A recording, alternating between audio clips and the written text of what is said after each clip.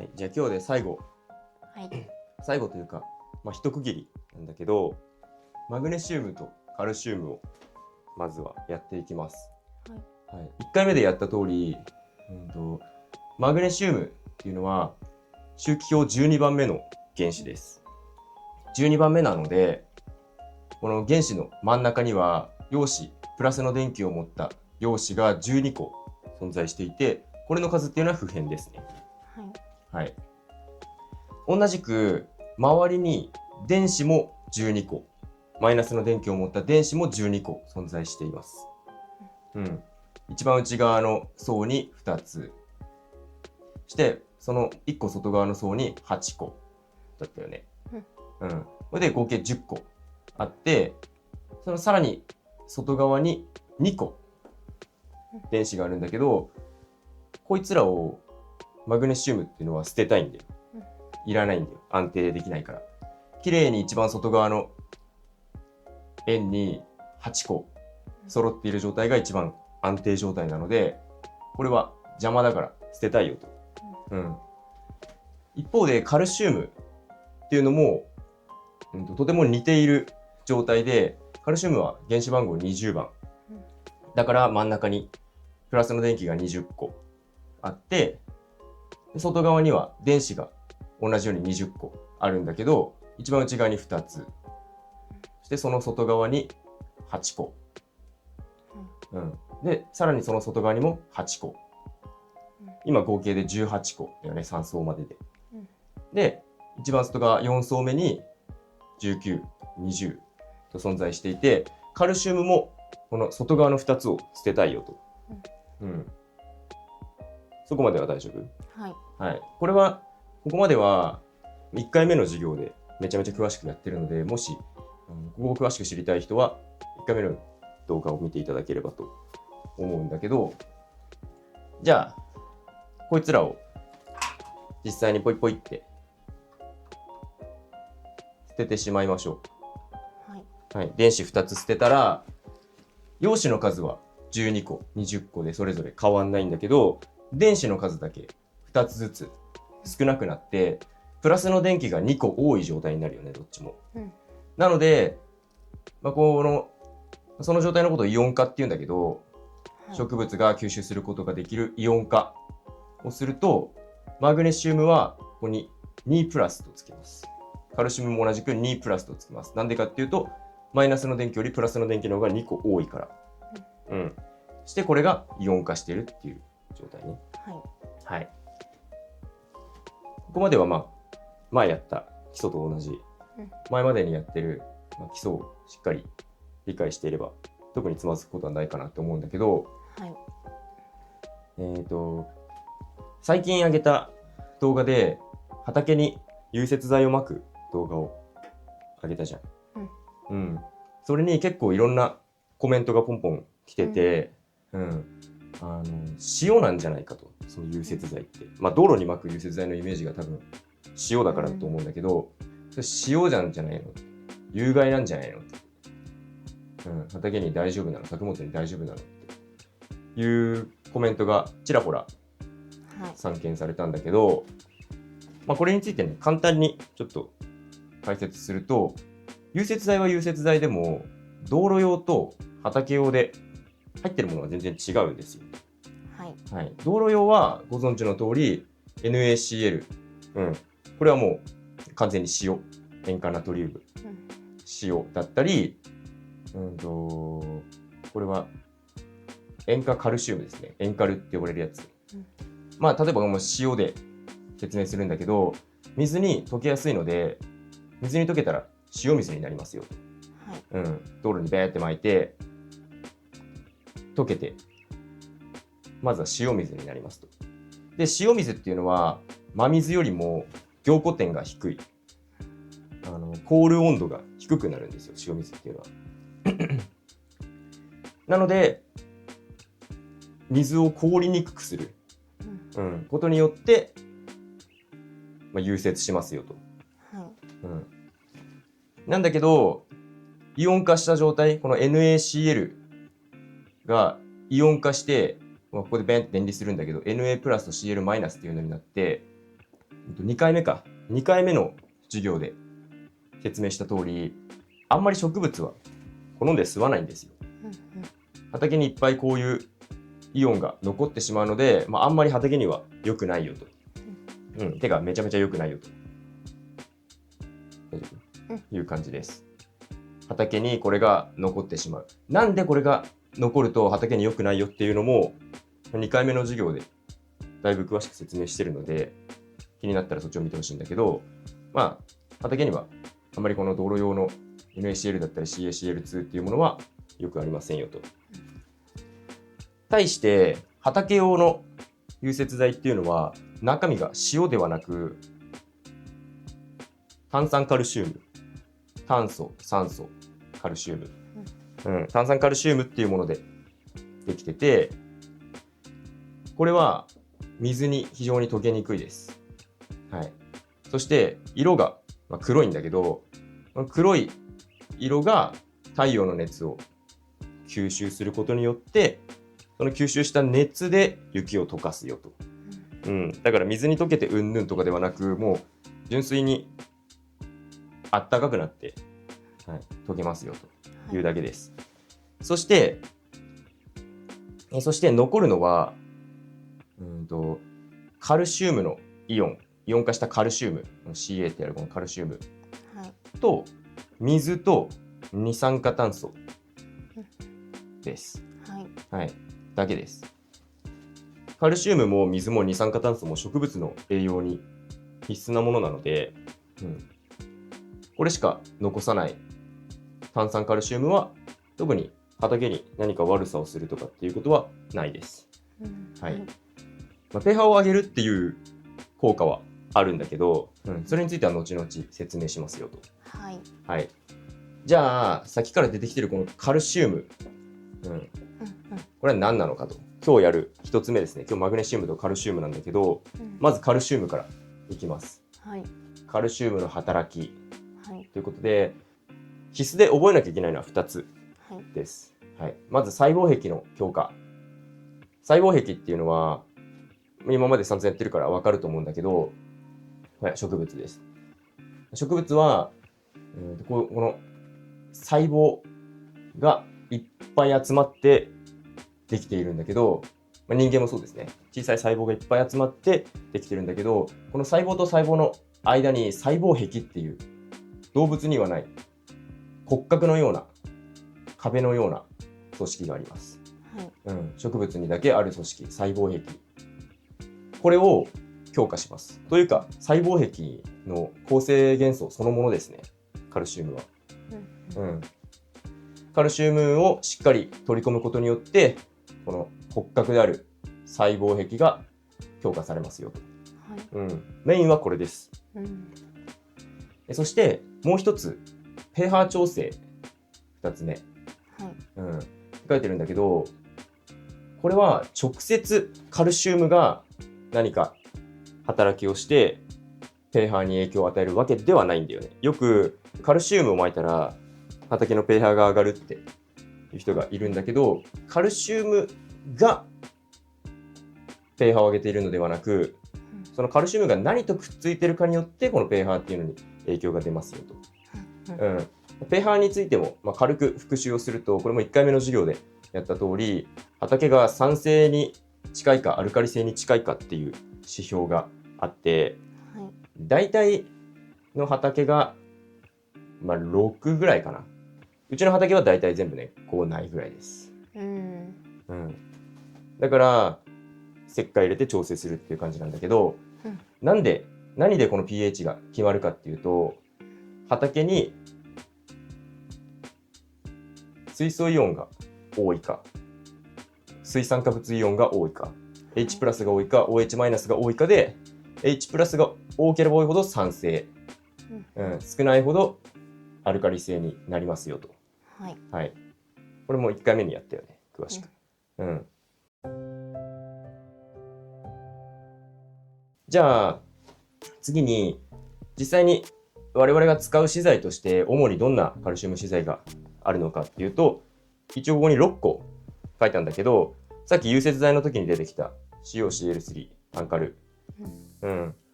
そして酸化カルシウムっていうんだけど、よく基石灰って言われるもの、そして小石灰って言われるもの、あとは CaSO4 って書いて、これ硫黄なんだけど、硫黄の硫は硫って読むから硫酸カルシウムなんだ。硫酸カルシウムも割とよく使います。有名なので言うと畑のカルシウム、うちもめっちゃ使うけど、まあ何かって言われると石膏なんだけど、あまり石膏っていう名前は聞きなじみがないかなって思います。そしてこれもそんなに聞きなじみないかなと思うんだけど、ケイ酸カルシウム SI っていうのはケイ素のことなんだけど、これは今日最後に出てきます。しっかり、ケイ素、大事な干ばつ対策に大事な要素としてケイ素は出てきます。ケイ酸カルシウム、ケイ素と酸素とカルシウムでできたものですね。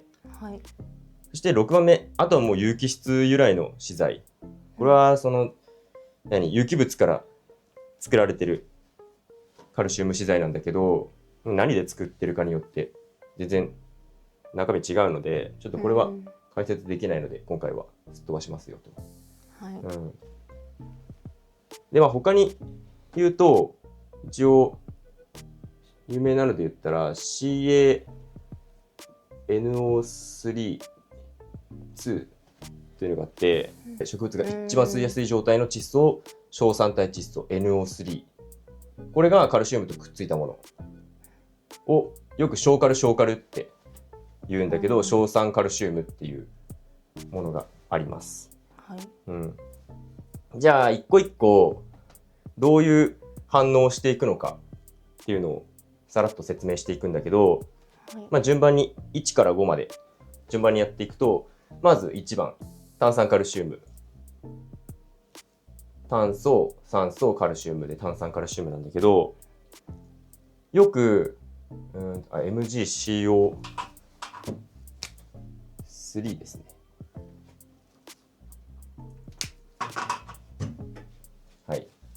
よくこの MgCO3、炭酸マグネシウムっていうものと一緒になって袋に入れられたものを苦土石灰って言います。これは比較的聞いたことがあると思うんだけど、炭酸カルシウムと炭酸マグネシウムが一緒になったものを苦土石灰って言います。苦土っていうのはマグネシウムのこと。で、石灰がカルシウムのことですね。苦土石灰って聞いたことあるでしょ。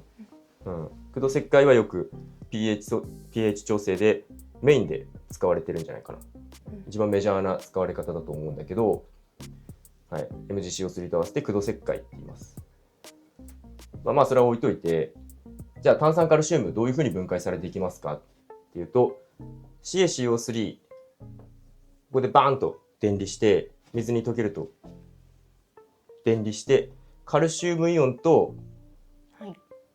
CO3 炭酸イオン Ca2 プラスカルシウムイオンはもうこのまま植物が吸える状態で、これ以上分解の余地がないので、これはもうこのままです。ここで置いておきます。そしてこの炭酸イオンなんですけど、こいつがどうなるかっていうと CO3-2- 炭酸イオンは畑の H プラスを奪うって書いてるんだけど、そう畑から水素イオンをって取っちゃうんだよね。取って自分とくっつけて水と二酸化炭素にしてしまいます。つまりどういうことかっていうと、畑から水素イオンが減るっていうことなんだよね。さっきも言った通り、畑の pH を決めるのはその畑に H プラスが多いのか OH マイナスが多いのか。H プラスが多ければ酸性寄りだし、OH マイナスが多ければアルカリ寄りになるんだけど、H プラスが奪われて違うものになっちゃうってことは、これはどういうことかわかる？どうなるかわかる？畑の状態としては。アルカリ性による。そう。この時点でアルカリ性にまずは少し寄ってしまいますよと。そしてこの炭酸イオン1個だけじゃなくもう1個ルートがあって、炭酸イオンがそのまま畑の水と反応して加水分解します。 HCO3- っていう重炭酸イオンと OH- になります。前回の前々回か1回目の授業でやった化学反応式を覚えてれば、特に引っかからないかなと思うんだけど、左右で左辺と右辺の原子の数は揃ってるはずです。 C が1つ C が1つ O が3つ4つ O が1234 H が2個12あったでしょ。はい。どこまでいったっけ。そう、重炭酸イオンと OH- 水酸化物イオンを出しますよと。はい。はい。で、これはもういいよね。OH- が出るということは、そっか。じゃあアルカリ性による。アルカリ性によるんだけど、この OH- が出るとアルカリ性によるっていうのは、つまりは OH-、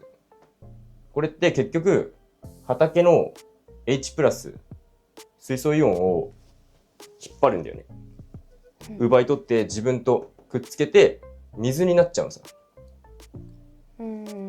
だから OH- がふわっと出現しました、肥料から。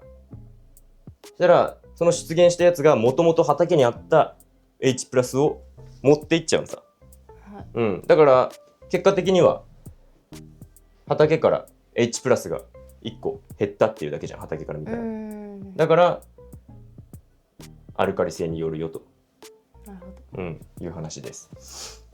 そしてここでアルカリ性によってしまう2つ目の原因ができましたよと。さらにもう1個、この HCO3- 重炭酸イオンっていうのも畑から H+ 水素イオンを引っ張って水と二酸化炭素にしてしまいます。H が2つ H2 つ C が1つ C が1つでしょ。で O が3つ O が123。なのでこの畑をアルカリ性に寄せてしまう反応が123 3つもあるんですよ。なので炭酸カルシウム、苦土石灰だね、大体存在しているのは。炭酸カルシウム単体で使うことはそんなに多くないと思う。大体苦土石灰を使うと思うんだけど、同じ裏面でもやるんだけど、今は CaCO3 ってやったじゃん。これが CA が全部 MG に変わっても同じなんだよね。その後の反応っていうのも同じで、ここが CA の部分が MG に変わるだけ。こことここが MG に変わるだけで、ここから先はもう全部一緒なんだ。マグネシウムも苦土もね。なので苦土石灰っていうのはよくしっかりと畑をアルカリ性に寄せることができる資材です。はい。ちょっと炭酸カルシウムはがっつり詳しくやったんだけど、あとは流すようにやっていきます。次、酸化カルシウム、基石灰って呼ばれるものなんだけど、これも同じ MgO、酸化マグネシウムと合わせて苦土基石灰と呼ばれます。そして大体みんなが使うというか流通してる、使われやすいのはこのマグネシウムと合わせた苦土基石灰の状態です。あんまりこれ単体でっていうのは聞かないです。はい、こいつはまず酸化カルシウムは水と加水分解します。非常に水に溶けやすいというか水と反応しやすいもので、今までだったらバーンって電離からスタートだったんだけど、こいつはまず最初に水と加水分解します。プラス H2O になります。そして CaOH2 っていうものになるんだけど、これは小石灰です。1個前のページでやった小石灰と全く同じもの。だから基石灰っていうのは水と加水分解すると、水と反応して加水分解するとこのまま小石灰になります。はい。そして小石灰になった後、ここでバーンと電離してカルシウムイオンと2つの OH マイナスを出しますよと。はい、OH マイナスが出るということは酸性と合体して水になるから酸性が減ってアルカリ性による。酸性と合体してっていうか酸性の原因であるこの水素イオンとね。はい。はい、なので pH を上げますよと。アルカリ性に寄せますよと。はい。次 CA(OH2) ですね。はい。水酸化カルシウム小石灰です。はい。さっきやった反応の途中からと同じです。1個前にやった基石灰の反応で基石灰は水と反応して加水分解して一度小石灰になりますよと。はい。それと全く同じものです。小石灰に。これが小石灰です。同じように電離してカルシウムイオンと OH マイナスを2つ出します。はい。ここまで全部 OH マイナスを出す、OH マイナスを出す、OH マイナスを出す、H プラスを吸い取る、H プラスを吸い取る。こっちか。で、全部アルカリ性に寄せる資材だったんだけど、今度4番硫酸カルシウム。これは硫黄が含まれてます。硫黄。はい。なので、硫酸カルシウムって言うんだけど、これはもう先に言っちゃうとアルカリ性に寄せないです。プラマイゼロで考えてもらって大丈夫です。はい。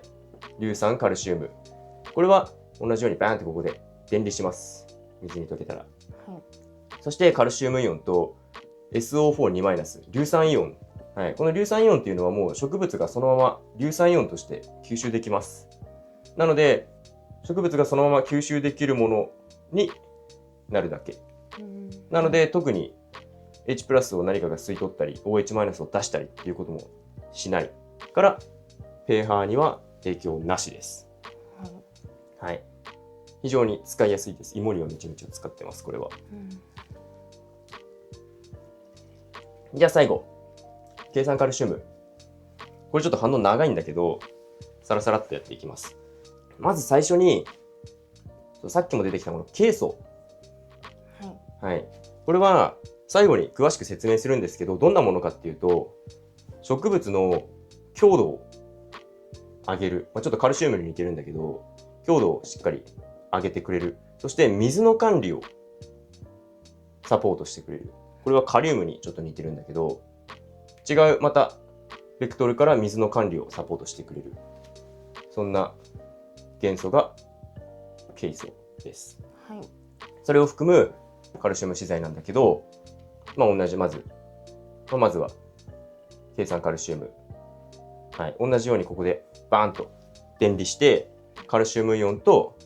SiO3(2)。これ計酸ですね。ケイ素と酸素で計酸に分かれます。カルシウムはそのまま吸われるので、これは考えないとして、こいつがその後どうなるか。はい。計算は畑の水と反応して加水分解を起こして HSiO3- っていうものにまず変わりますよと。そして一緒に OH- を生成します。原子の数も合ってるはずです。はい。ここでまず一旦アルカリに寄せますよと。さらにまたこいつが加水分解して今度 H2SO3- っていう物質に変わります。そしてここでもやっぱりプラスが抜けてた OH- を生成してアルカリに寄せますよと。でまたさらに今度加水分解して最後 H4SiO4。これモノケイ素っていうものなんだけど、モノケイ素。最終的にこのモノケイ素っていうものになって、植物はこの状態になって初めてケイ素をまともに吸えます。で、もう一個さっきちょっと出てきた硝酸カルシウム CaNO3-2。これもここでバーンと電離してカルシウムイオンと、もう単純にそのまま硝酸体イオンに分かれます。ちょっと汚いけど Ca2 プラスと 2NO3、硝酸体窒素とカルシウムイオンに分かれるだけなので、ごめん、これマイナスつくわ。なので硫酸カルシウムと同じように、特に畑をアルカリ性に寄せたりすることなく、即効性のカルシウム入り窒素として植物は吸収します。はい、特に pH 変化はありませんよと。はい、このように、カルシウムを入れたら畑の pH が上がるのではなく、カルシウムが何とくっついているかによって畑の pH っていうのは左右されますよと。別にカルシウム自体がどうこうするわけではないです。はい。そしてよく肥料のパックとかに先に石灰を畑に混和して後から肥料をまいてくださいね、別でまいてって書いてると思うんだけど、これがなんでかっていうと、さっきちらっと言った窒素の植物が吸える状態、アンモニア体窒素になって初めて植物はやっと吸うことができるよと。そして亜硝酸体窒素、硝酸体窒素になっていくにつれてどんどん吸いやすくなっていくんだけど、この一番最初のアンモニア体窒素の状態のものに、これ肥料に含まれているものだよね。だから、こっちが肥料に含まれているものが、今まで散々やってきた石灰の分解過程でめちゃめちゃいっぱい OH を出すものが多かったじゃん。今まではさ、畑から H プラスを引っ張ってきて水になってたじゃん。だけどこのアンモニア体窒素から引っ張ってくることもあるんだよね。だから H プラスが一つこっちにビューンって取られるのさ。そしたら H プラス1個取られて水になるんだ、 OH マイナスがさ。一方でアンモニア体窒素っていうのは H が一つとプラスを取られてるので NH3、 ただのアンモニアになっちゃうんだよね。でアンモニアっていうのは気体だから、空気中にふーんって飛んでっちゃいますよ、もったいない。ここまでがカルシウムの勉強です。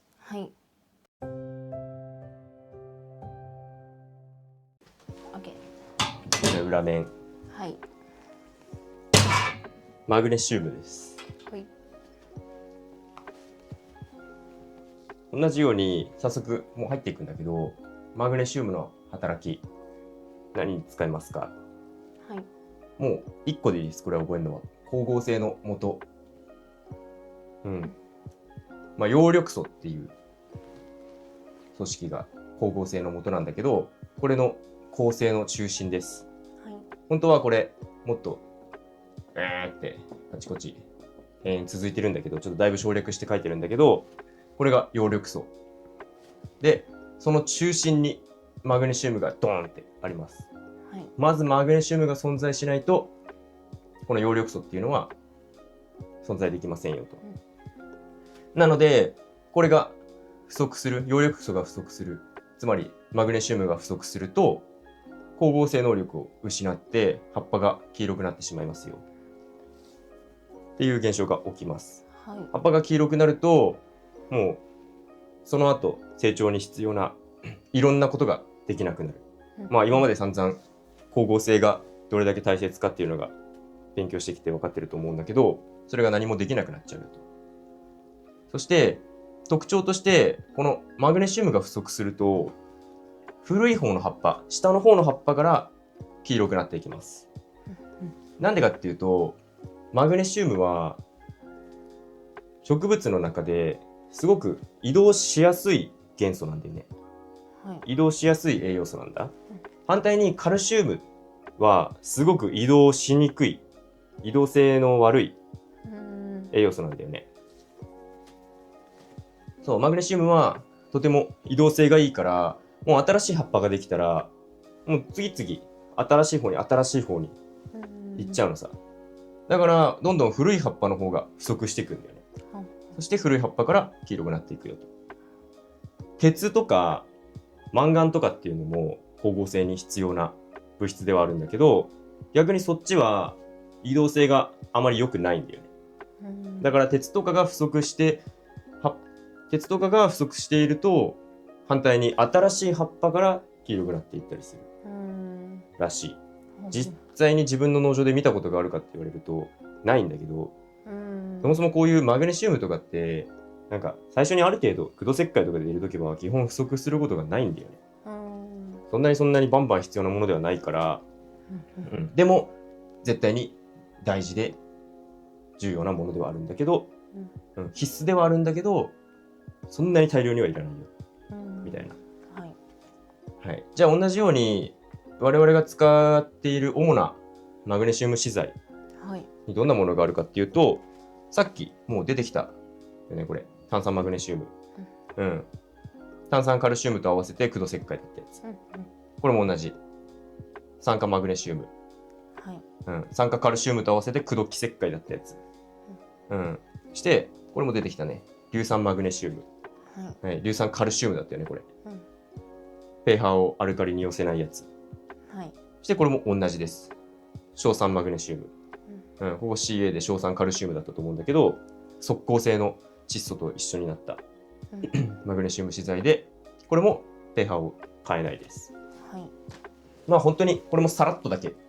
分解の流れを説明すると、まず炭酸マグネシウム同じです。炭酸マグネシウムはここでバーンと電離してマグネシウムイオンと炭酸イオンになり、この炭酸イオンはまた同じですね。畑の水素イオン H プラスをって奪ってしまうので、まずここでアルカリに畑を寄せますよと、そして水と二酸化炭素ができます、もう一つのルートとして水と反応して加水分解することにより重炭酸イオンと水酸化物イオン OH- を出します、これも畑の水素イオンを奪うのでアルカリ性による原因の一つであり、重炭酸イオンも畑の水素イオンを奪って水と二酸化炭素になっちゃうので、アルカリ性に寄せる要因が3つもありますよと、同じですね。次、酸化マグネシウム、酸化カルシウムと合わせて駆動基石灰、これも同じですね。まず最初に加水分解、電離ではなく加水分解から始まって、水酸化マグネシウム電離してマグネシウムイオンと、水酸化物イオン、OH- が生成されます。でこいつは H プラスを奪うのでアルカリに寄せますよと、非常に水に溶けやすいので一気に pH をグンって上げる。だからそんなにガンガン何の作物にでも使いたいものではない、ビートとか小麦みたいなある程度の pH 結構高くても大丈夫な植物だったらいいんだけど、かぼちゃとかみたいな、なんていうんだろう、ちょっと弱いというか、ものには駆動基石灰ではなく駆動石灰を使った方が安全だと思います。次3つ目、硫酸マグネシウム、同じです。ここで電離してマグネシウムイオンと硫酸イオンになります、硫酸イオンはそのまま植物が吸収してしまうので特にアルカリにも寄せない資材です。最後、硝酸マグネシウム、硝酸マグネシウムもあんまり資材としては聞いたことないんだけど、同じですね。MG が抜けてる。これマグネシウムバーンって電離してマグネシウムイオンと硝酸体窒素になります、そしてこれももう植物がそのまんま吸収できる即効性の窒素の状態なのでこのまま吸収されて特にアルカリ性にも寄せることはないですよと、硝酸体窒素として速効で効きます。なのであんまり使う機会はないと思うんだけど、基本的にはこの駆動石灰である程度最初に pH を調整して、で後からなんか足りなそうだなって思ったらこの硫酸マグネシウムですね、葉面マグっていう商品が一番メジャーなのかな。うちではこれを使うんだけど、特に pH を変えることなく、しかも水に溶かして防除と一緒に使えるので、防除の時に一緒に使えるので、これはたまに使ってます。生育初期、序盤に使ってますね。強い作物だとこっちを使ってもいいけど最初に、あんまりこれはなんか使うイメージないですね。資材も知らない。あんのか。あんだろうけど。はい。ここまでがマグネシウムでした。はい。特に問題ない。ここまで。カルシウムの時もそうだったんだけど、結局融雪剤撒いて、それが有害なのみたいなさ、塩なの、塩撒いて大丈夫なのみたいな質問が来てたんだけど、塩撒いちゃ大丈夫じゃないよね。そういうコメントは結構多かったんだけど、何個かあったのが、畑に毒物撒いて、それが自分たちのところに来たらなんかどうすんのみたいな、そんなもの使うなみたいな、自然にやれみたいな、自然農法っていうのかなんか分かんないけど、自然に任せてやれ、そんな危険なもの入れるなみたいなコメントが来てるんだけど、それを言ってる人がどこまでこういうのを理解してるのかは、正直ね知ったところではないんだけど、全然毒ではないというか、別にそれをやらなくても結局ね、畑にそもそも存在しているものを、足してるだけっていう感じなので、もちろんこういう特に窒素とかって畑に化学肥料を入れれば入れるほど畑の微生物は減っちゃうんだよね。微生物が自分たちはいらないんだ、肥料で十分なんだ、ここはいらないんだなと思って減っちゃうんだよね。だからそう思って減るわけじゃないんだけど、繁殖できなくなって減っていくんだ。そういうデメリットっていうのはあるんだけど、でも結局化学肥料を入れようが有機肥料を入れようが、植物が吸える状態の窒素っていうのはもうここなんだよ。この状態にまで分解された窒素になって初めて植物が吸えるから、それはもう化学肥料も、有機肥料も同じ。吸収する時にはもう全部この状態からスタート。ここからさらに分解されていくんだけど、特に毒を入れてるっていうのは、他と違いすぎるかなって思いました。はい。いいわ。で、じゃあ最後に、今、これで窒素、リン酸、カリウム、マグネシウム、カルシウム、5大要素まで、ある程度どんなものか、どんな風に吸収されるのかっていうのは理解できたかなって思うんだけど、なんでそもそもこれを勉強してるかっていうと、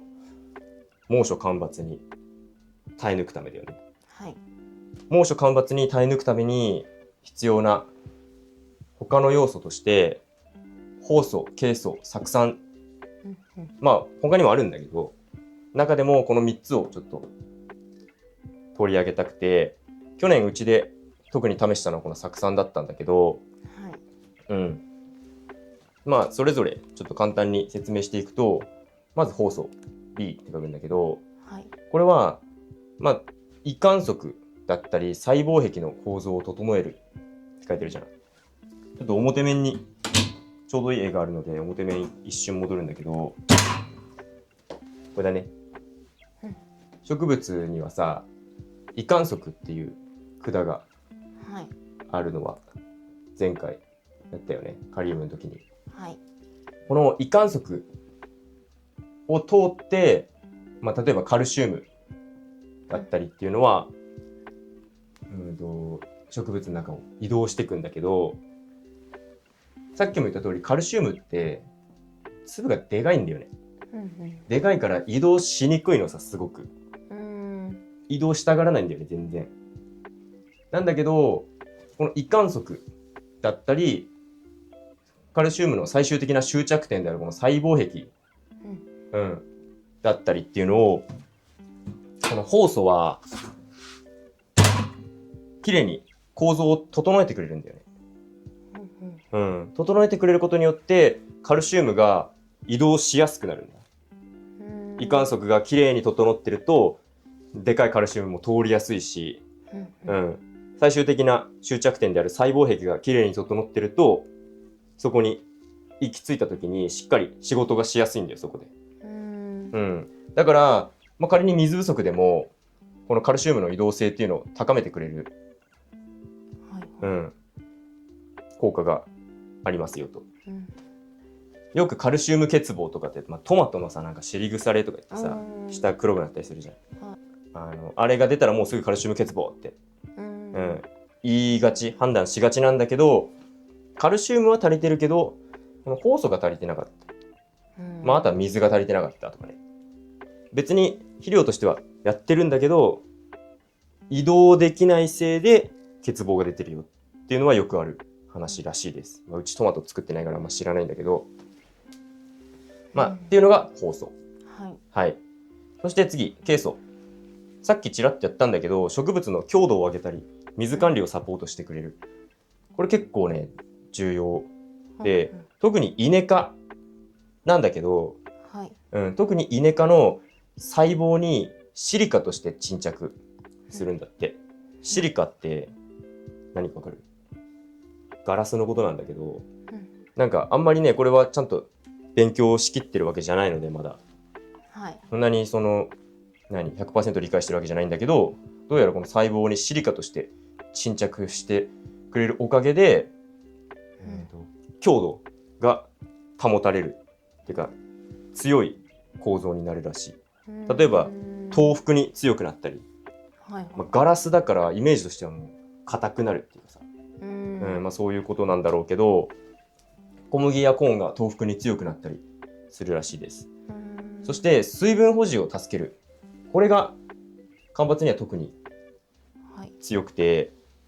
カリウムで言った通り、カリウムの時も水の話は出てきたんだけど、カリウムっていうのは、水の移動に欠かせない要素だったよね。水を移動させるのは、水を操ってるのはカリウムだったんだけど、その水の維持だったり、そもそもの吸水性、吸水効率、あとは無駄遣いを抑制したりっていう方向で、このケイ素っていうのはすごくサポートしてくれる元素です。はい。これも水不足になる干ばつではとても期待できる要素なのかなって思ってます。うちでは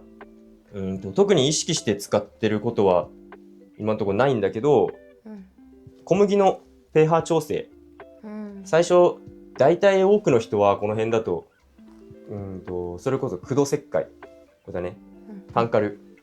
防酸駆動タンカルっていうのがあって、それを使う人が多いと思うんだけど、中には基石灰の人もいます。だけどうちは今年からこのケイ素入りの、それこそさっき表面でやった計算カルシウムっていうのをやろうと思ってます。コーンも。で、イネ科はすごくこれをケイ素を好むん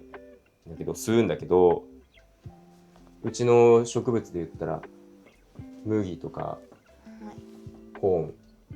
は吸うんだけど、芋とか小豆はあんまり使わないんだって。だからこの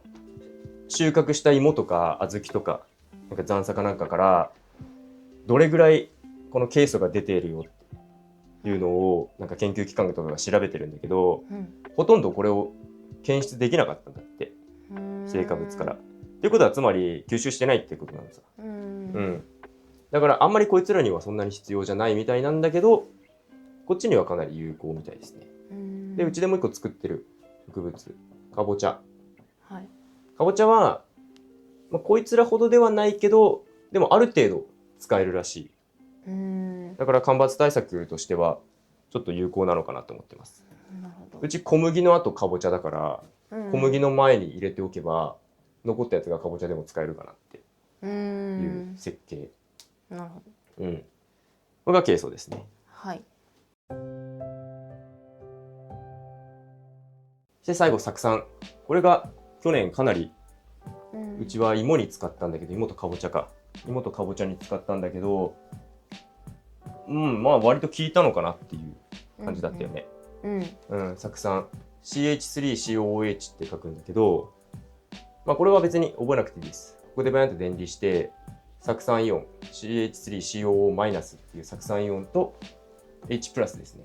このプラスがついて H プラスになるんだけど、まあ、畑を酸性に寄せますよ。これが出るから。はい。うん。まあ別に覚えなくていいよ。これは。もう酢酸っていうもの名前からして酸性っぽいじゃん。うん。そういうイメージで十分なんだけど、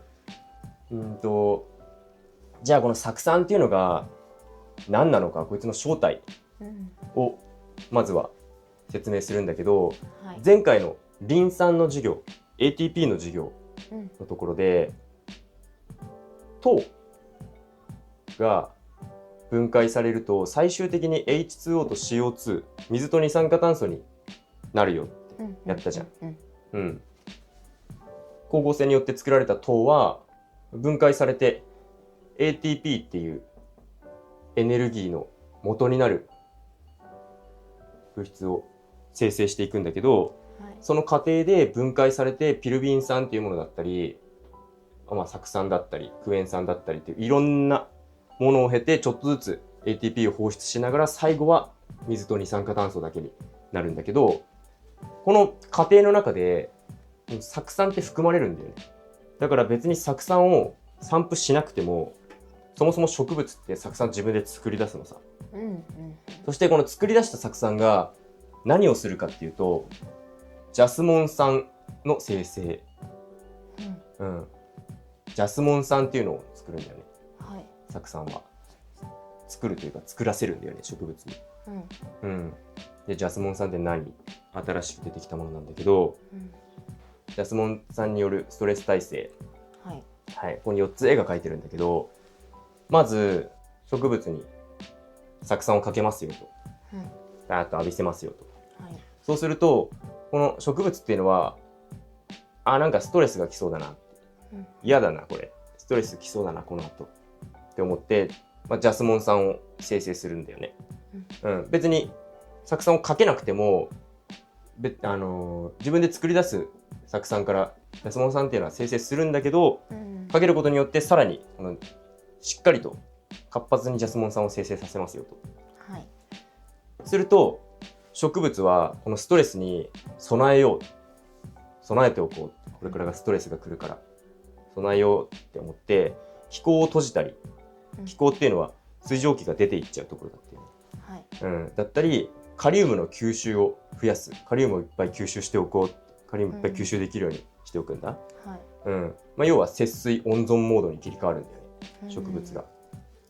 そして、はい、じゃあその後猛暑が来ました。これ太陽。暑いです。水ないです。でも備えていたおかげで、節水温存モードになっていたおかげで、今は耐えれるぞと。しっかり耐えてくれます。ただし気孔を閉じているから水も循環させるのが鈍くなるし、成長っていうのも抑制されちゃうんだよね。これがデメリットではあるんだけど、その後猛暑干ばつが一旦終わって、例えば雨が降りましたよとなった時にしっかりとこの回復する元気が